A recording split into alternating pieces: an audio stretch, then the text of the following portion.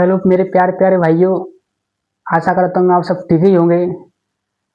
जैसे जैसे आपके पेपर आते जा रहे हैं आपकी धड़कनें बढ़ती जा रही हैं, उसके लिए मैं आज एक शायरी लेके आया हूँ आपके लिए। शायरी सुनाता हूँ आपके लिए कि पानी पीना है तो गिलास से पियो, बिसलेरी बोतल में क्या रखा है। कि पानी पीना है गिलास से पियो, बिसलेरी बोतल में क्या रखा है। बायोलॉजी समझ नहीं है तो देव सर से समझो, और टीचरों में क्या रखा है। बायोलॉजी समझ नहीं है तो देव सर से समझो, और टीचरों में क्या रखा है। तो आज मैं आपके लिए लेकर आया हूँ न्यू टॉपिक, जिसकी 100% की संभावना है। आ ही गया, कर लो, आ गया। अब ज्यादा टाइम नहीं है यार। कितना टाइम है, नहीं तुम्हें ही पूछ रहा हूँ कितना टाइम बचा है। 20 दिन बचे हैं, 20 दिन। कितने? 20 दिन। तो आपके लिए आज टॉपिक लेकर आया हूँ पराकड़। पराकड़ क्या होता है? पराकड़ पराकड़ पता है कहाँ पे पाया जाता है? पराकड़ परागकोश में होता है। पराकड़ परागकोश में होता है। पराकड़ में कितनी परत होती है? पराकड़ में 2 परत होती हैं। नंबर 1 बाह्यचोल। बाह्यचोल फर्स्ट परत होती है बाह्यचोल, जो खुड़खुड़ी होती है, ऊपरी मोटी परत होती है। बाह्यचोल मोटी परत होती है। बाहरी वृत्ति होती है, कठोर परत होती है। कैसी होती है? कठोर। जो कठोर पत्थर की तरह कठोर होती है ये। फिर क्या की कौन से पदार्थ की बनी होती है? स्पोरोपोलन नामक एंजाइम की बनी होती है। स्पोरोपोलन नामक पदार्थ की बनी होती है। कौन से की? स्पोरोपोलन नामक पदार्थ की। अब प्रोटीन पूछेगा कि बाह्यचोल किस पदार्थ की बनी होती है, तो आप लिख लेना स्पोरोपोलन नामक पदार्थ की बनी होती है। फिर आती है दूसरी, अंतःचोल। अंतःचोल दिख ही रहा होगा आपको। अंतःचोल ये सबसे भीतरी परत होती है। भीतरी कौन सी होती है? भीतरी परत। ये क्या बात नहीं होती, ये पतली होती है। कैसी होती है? पतली, मुलायम पतली होती है। पतली पतली होती है। और सेल्यूलोज एवं पेक्टिन की बनी होती है। क्या की? सेल्यूलोज एवं पेक्टिन की बनी होती है। सेल्यूलोज एवं पेक्टिन की।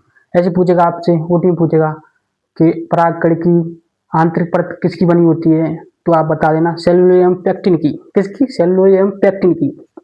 ठीक है। फिर क्या आता है? जनन छिद्र। जनन छिद्र क्या होता है? जहां से बीज अंकुरण करता है। जहां से अंकुरण करता है, यहाँ से अंकुरण निकलेंगे, यहाँ से ये बीज यहाँ से निकलेगा, उसे जनन छिद्र कहते हैं। क्या कहते हैं? जनन छिद्र या अंकुरण छिद्र। फिर क्या आता है? जनन कोशिका। जनन कोशिका जनन कोश का आकार में छोटी होती है। जनन कोश का आकार में छोटी होती है, जिससे भ्रूण बनता है, वो जनन कोशिका कहते हैं। आकार में छोटी है, सघन जीव द्रव्य व केंद्रक होता है। सघन जीव द्रव्य व केंद्रक होता है। जनन कोशिका में सघन जीव द्रव्य और केंद्रक होता है। फिर इसमें 2 नरमियों का निर्माण करती है। 2 नरमियों का निर्माण करती है जनन कोशिका। कितने करती है? 2 नरमियों का निर्माण। फिर यह कोशिका द्रव में तैयार रहती है। यह कोशिका द्रव में तैयार रहती है। कोशिका द्रव में तैयार रहती है। फिर क्या आती है? कायकोशिका। कायकोशिका कायकोशिका इसे रिक्त का भी कहते हैं। क्या कहते हैं? रिक्त का। रिक्त का ये आकार में बड़ी होती है। कायकोशिका आकार में बड़ी होती है। कैसी होती है? आकार में बड़ी। फिर बड़ा अनियमित केंद्र होता है। इसमें कैसा होता है? बड़ा अनियमित केंद्र होता है, मतलब बहुत बड़ा केंद्र होता है। कायकोशिका में बड़ा अनियमित केंद्र होता है।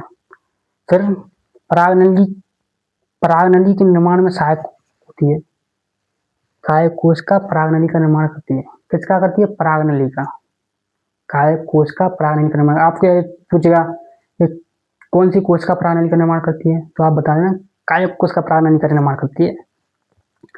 फिर क्या होता है? इसमें प्लाज्मा झिल्ली होती है। प्लाज्मा झिल्ली कौन सी झिल्ली होती है? प्लाज्मा झिल्ली, जिसमें जीव द्रव्य भरा होता है। हीरा कोश का द्रव्य इसमें भरा होता है। हीरा द्रव्य, ये द्रव्य है, ये द्रव्य होता है जो केंद्र जो जनन कोशिका है उससे बचा है।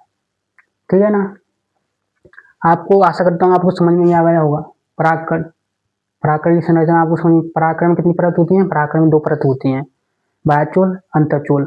बाह्यचोल स्पोरोपोलन नामक पदार्थ की बनी होती है। अंतःचोल सेल्यूलोज एवं पेक्टिन की बनी होती है। इसमें कितनी कोशिका होती है? 2 कोशिका, कायक कोशिका और जनन कोशिका। कितनी? कायक कोशिका और जनन कोशिका। पता ही हो काय कोश का आकार में बड़ी होती है, जनन कोश का आकार में छोटी होती है। ठीक है, काय कोश का आकार में मोटी होती है, जनन कोश का आकार पतली होती है। ठीक है ना। Okay, thank you. बने रहिए चैनल पे, सब्सक्राइब कर लीजिए। ठीक है, बाय बाय, टाटा, जय हिंद।